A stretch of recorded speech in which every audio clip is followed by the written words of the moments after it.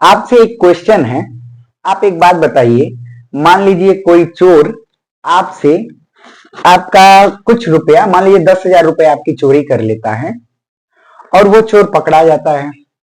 आप उसके खिलाफ केस दर्ज कर देते हैं और सबूतों के आधार पर उसे सजा सुना दी जाती है। सजा काटने के बाद वो जेल से बाहर निकल के आता है। आप उसको फिर देखते हैं कि अरे ये तो यही चोर है, फिर से चौराहे पे घूम रहा है। फिर जाते हैं, आप FIR कराते हैं। उसी जो पहला जो है, जो चोरी आपका किया था 10,000 रुपए का, उसी 10,000 रुपए के लिए फिर से उसको जेल भेजते हैं। तो क्या कोर्ट जो है उसे दोबारा उस 10,000 रुपए चुराने के नाते 2 बार पनिश्ड करेगा? इसी बात को समझने के लिए आइए देखते हैं। एक लीगल टर्म है डबल जियोपार्डी। डबल जियोपार्डी का अर्थ यह होता है कि किसी भी मामले में जो दोहरा पनिशमेंट है, कि इसी एक ही ऑफेंस के लिए दोहरे पनिशमेंट से जो बचाता हो, वही लीगल टर्म है जो है डबल जियोपार्डी। आइए हम देखते हैं कि CRPC के प्रोविजन में, IPC के प्रोविजन में या फिर इंडियन कॉन्स्टिट्यूशन में डबल जियोपार्डी कहां पे दिया हुआ है।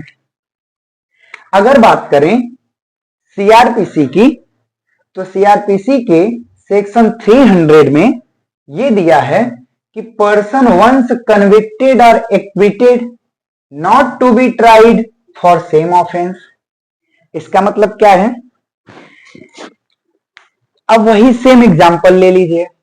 आप किसी व्यक्ति को चोरी के इल्जाम में फंसाते हैं, मामला कोर्ट में जाता है, कोर्ट उस पर सुनवाई करता है और सबूतों के अभाव में उस व्यक्ति को छोड़ दिया जाता है। आप देखते हैं कि उसके ऊपर आपने केस किया था और कुछ ही टाइम बाद वो बाहर घूम रहा है। देखने के बाद आपको यह समझ में आया कि अरे ये घूम कैसे रहा है, इसको तो मैंने चोरी के इल्जाम में अंदर करवाया था। तो फिर आप जाते हैं और फिर उसको जो है उसके ऊपर मुकदमा लगाते हैं, दायर करते हैं। तो क्या उसको दोबारा पनिश्ड किया जाएगा? वही बात अंडर CRPC के 300 में कहा कि पर्सन वंस कन्विक्टेड, कन्विक्टेड तो समझ में आ रहा है कि उसको पनिश्ड कर दिया गया, लेकिन जो अभी तुरंत मैंने आपको स्टोरी बताया, एक्विटेड मतलब उसको दोष मुक्त कर दिया गया और बाइज्जत बरी कर दिया गया।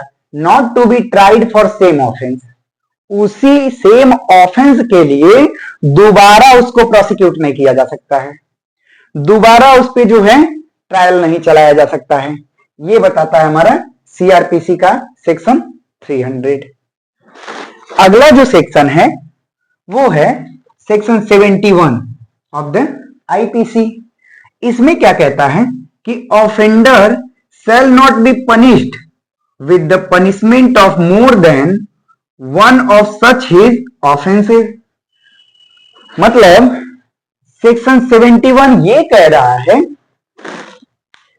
कि यदि कोई पर्सन, ऑफेंडर जो ऑफेंस कर रहा है, उसे उस ऑफेंस के लिए पनिश्ड भी कर दिया गया, तो पनिश्ड करने के बाद उसको दोबारा उसी ऑफेंस के लिए पनिश्ड नहीं किया जाएगा।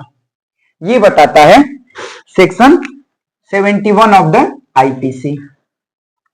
अगर बात करें जो हमारा सुप्रीम लॉ है, इंडियन कॉन्स्टिट्यूशन, उसके आर्टिकल 20 क्लॉज 2 की, तो आर्टिकल 20 क्लॉज 2 में कहा गया कि no person shall be prosecuted and punished for the same offense more than once।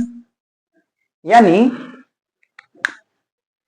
कि किसी भी पर्सन को यदि कोई ऑफेंस वो कर रहा है, तो उस ऑफेंस के लिए यदि उसे पनिश्ड कर दिया गया है, तो ऐसा जो पर्सन जिसे पनिश्ड कर दिया गया है या फिर उसके ऊपर मुकदमा चलाया गया है, उसे प्रोसिक्यूट किया जा रहा है, तो ऐसी स्थिति में दोबारा उसको न पनिश्ड किया जाएगा, ना ही उसके खिलाफ दोबारा जो है केस फाइल किया जाएगा, ना ही उसे दोबारा प्रोसिक्यूट किया जाएगा।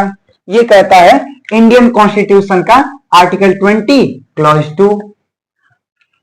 इसी डबल जियोपार्डी से एक रिलेटेड इंपॉर्टेंट मैक्सिम है। ये मैक्सिम क्या है? नीमो डेबिट विस प्यूनरी प्रो यूनो डिलेक्टो।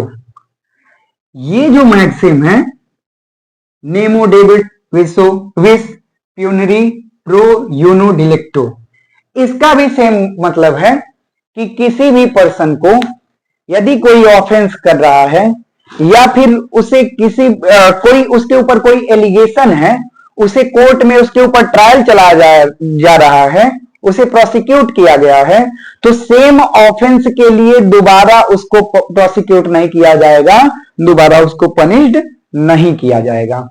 यही हमारा डबल जीओपार्डी है। Thanks for watching my video.